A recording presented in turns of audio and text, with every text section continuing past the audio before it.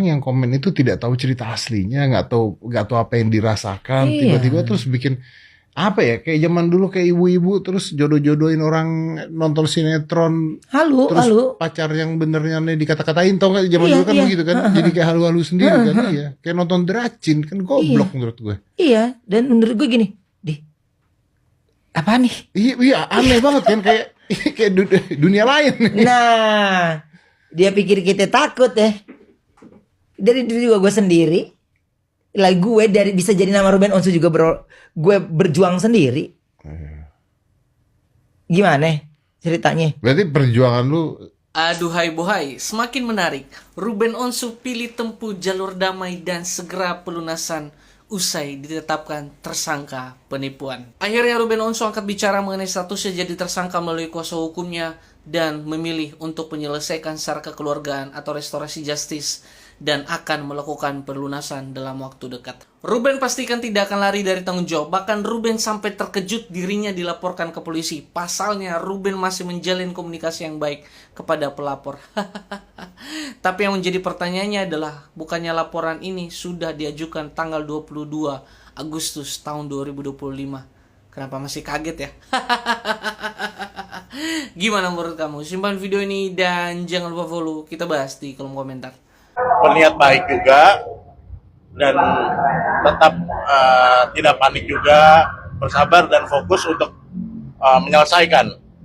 Dan status tersangka ini juga kita harus juga memandang asas hukum presumption of innocence, asas praduga tak bersalah sebelum ada putusan hakim. Dan masih proses di kepolisian dan kita mengutamakan jalur-jalur untuk penyelesaian, untuk perdamaian seperti itu. Upaya untuk penggantian, upaya untuk kita sedang upayakan ya, sedang upayakan, dan kita sudah komunikasi juga kepada pihak pelapor, lawyer to lawyer, pengacara ke pengacara, dan disambut juga sama Bang Ramzi ya, dan mereka juga fokusnya untuk tidak untuk memenjarakan, tapi proses hukum memang terus berjalan. Kita juga menghargai itu. Mas Ruben juga pastinya kooperatif nantinya apabila dipanggil nanti sebagai tersangka. Misalnya berapa yang diminta? Kalau di LP itu 3,5, tapi dengan bunga dan lain 4,4. Kalau dari klien saya sudah sempat mengembalikan 100 juta ya. Mengembalikan 100 juta. Itu kapan, Bang? Ya pokoknya sudah dari tahun ini ya, ada pengembalian. Banyak banget dari kalian yang udah ngedem gue minta dirangkumin inti-inti poin penting dari kasus mediasi Sarwenda dan juga Ruben Onsu. Dalam video ini gue bakal bantu rangkumin, tapi perlu diingat disclaimer dulu, gue tidak memihak ke siapapun. Dari beberapa keterangan yang muncul, salah satu persoalan yang menjadi sorotan adalah akses Ruben ke Thalia dan juga Tania. Bahkan juga ada cerita bahwa saat ulang tahun Ruben itu Thalia dan Tania mengucapkan ulang tahun ke Ruben. Bahkan ada cerita yang muncul bahwa saat ulang tahun Ruben, Thalia dan Tania mengucapkan ulang tahun, tapi untuk datang ke acara ulang tahun tersebut, Sarwenda itu menambahkan syarat-syarat tertentu. Pihak Ruben sendiri merasa keberatan karena adanya tambahan persyaratan untuk bertemu dengan anak-anaknya sendiri. Dalam mediasi tersebut juga ada wacana untuk melakukan perubahan perjanjian melalui notaris, tapi usut punya usut pihak Ruben menolak hal tersebut. Yang gak kalah menarik adanya isu soal audit nafkah anak. Pihak Ruben menyampaikan bahwa mereka ingin mengaudit penggunaan dana nafkah, tapi pihak Sarwenda bilang mereka tidak masalah kalau diaudit asalkan pihak Ruben juga mau diaudit soal kesehatannya. Dalam mediasi tersebut juga ada perdebatan mengenai Akta 39, tapi hal tersebut masih belum dipublikasi. Kesaksian dari beberapa wartawan yang saat itu ada di lokasi mediasi, mereka bilang kalau suasana tuh lumayan alot. Dalam artian ada perdebatan di antara kedua belah pihak. Dan karena mediasi tersebut tidak menemukan titik tengah atau titik terang, maka dinyatakan bahwa mediasi tersebut gagal. Karena dinyatakan gagal, kemungkinan besar masalah ini akan lanjut ke pokok perkara dan pembuktian di persidangan nanti. Sekian informasi yang gue bisa rangkum hari ini. Kalau ada tambahan atau kesalahan bisa bantu koreksi di bawah ya. Sarwendah mengklaim 11 tahun rumah tangga dengan Ruben Onsu menderita. Kalau 11 tahun itu bukan menderita, itu namanya menabung. Kalau dirasa uangnya udah cukup, baru pergi ninggalin. Kalau menderita itu, kalau pernikahan baru 1 atau 2 tahun tidak berjalan sesuai dengan keinginan. Itu baru namanya menderita. Tapi kalau udah 11 tahun, itu namanya memanfaatkan Ruben Onsu. Yang namanya pernikahan, itu ada suka dan duka. Itu kan memang udah disetujui dari awal. Kalau pengen sukanya doang, ya jangan menikah. Coba deh Wendah, lu ngaca, lu bandingkan diri lu yang dulu, sebelum dan sesudah dinikahin sama Ruben Onsu. Coba lu bandingkan bentuk gigi lu yang dulu, muka lu yang dulu, warna kulit lu yang dulu, itu semua kan berubah karena Ruben Onsu. Belum lagi harta benda yang lain, keluarga lu, itu semua kan juga berubah setelah adanya Ruben Onsu. Lu pengen tangga rumah lu ada lampu kelap-kelipnya, itu juga diturutin sama Ruben Onsu, meskipun itu norak. Kalau anak orang kaya, yang dari dulu kaya, nggak ada yang punya kemauan senorak itu, tapi tetap diturutin sama Ruben, kecuali lu dulunya anak orang susah. Jadi tolonglah, jangan menghilang-hilangkan kebaikan dan pengorbanan Ruben Onsu atas diri lu. Masa sih Ruben Onsu nggak ada baik-baiknya di mata lu? Netizen! Tiba-tiba banget RO tersangka. Aduh, pusing kali aku. Aku nggak tahu ini kasus apa. Coba kalian yang tahu. Jelaskan dulu di bawah. Pening aku. Kenapa dia tersangka nih? Tapi ku baca dia tentang investasi mengenai usahanya. Tapi di paragraf terakhir ini ku lihat, kok bingung aku ya, memberikan untung dan modal. Tolong, yang ngerti ini dia tiba-tiba tersangka. Tolong tulis dulu di bawah. Itu jawabannya hari ini. Bang Minola keluarkan 41 kali transfer 250 juta.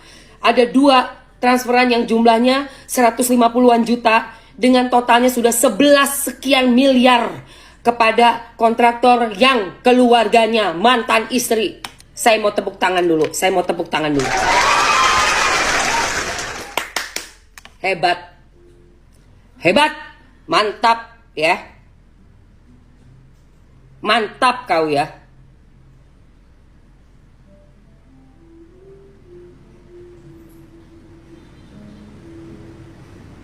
Kalau Ruben tuh adik gua, lu udah gua obrak-abrik lu. Kalau Ruben tuh keluarga gua, Ruben tuh adik gue, lu gua obrak-abrik. Serius. Gue cuman orang luar yang nggak kenal Ruben, nggak tahu siapa, tapi gue tahu karirnya dia. Dia orang baik. Dia orang tanggung jawab. Dia salah satu entertainer legend yang kita punya di Indonesia. Yang karya-karyanya udah kita nikmatin dari zaman dulu. Gue syuting sama Ruben ada 3-4 kali, tapi bukan temennya Ruben, Mamski. Bukan. Gue cuma kebetulan adalah orang yang main TikTok, yang memang gue ngangkat berita viral. Gue sempet dilema itu. Masa Ruben gitu sih mas? Gue tanya sama orang film juga, orang TV juga. Iya mbak, dia itu udah bangkrut loh. Mangkir loh dia tuh sekolahin untuk bisnis tuh uangnya, tapi dia nggak bisa bisnis. Coba, itu yang gue denger 2 bulan yang lalu. Tapi gue nggak yakin Ruben begitu. Tapi gue nggak bisa tanya dia juga, karena gue nggak kenal Ruben. Maksudnya nggak kenal deket ya. Pernah syuting doang, ketemu di lokasi syuting mah itu bukan teman baik gitu ya, bukan yang satu circle, enggak. Jadi gue hanya melihat dia sebagai sesama profesinya entertainer gitu loh. Gue diundang di acaranya dia dulu, Brownies ya. Terus sama yang zaman dulu banget yang gue sama Chelsea, Olivia, Ruben tuh bikin jadi hostnya acara yang ibu sama anak itu. Ya Allah, nggak taunya ada uang yang udah sepindah, udah nyebrang tuh duit segitu banyak. Super parah guys. Rumah udah dibeli, dipaksa untuk bikin baru, renovasi baru. Udah gitu KKN lagi. KKN pakai keluarga sendiri buat tender bikin rumahnya. Itu pun masih mau-mau aja si Rubennya. Akhirnya bingung nih, gue dapet duit dari mana ya? Gede banget nih biayanya nih. Oh ya udah deh, sekolahin aja deh sertifikatnya, nanti gue bayarin cicilan. Itu ngejeret diri sendiri Ruben.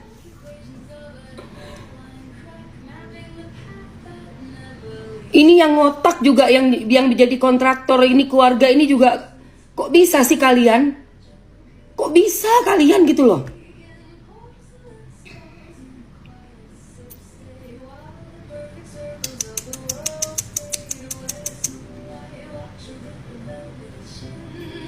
Sanggup nggak tuh CEO tuh? Sanggup nggak CEO ngebuatin istana segede gitu? Masuk semua ke keluarga yang perempuan, mau nggak CEO gue tanya?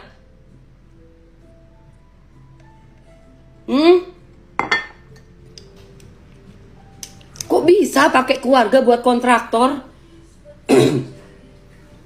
Dan harga 11 miliar itu apa aja sih? 11 miliar. Buset. Gila.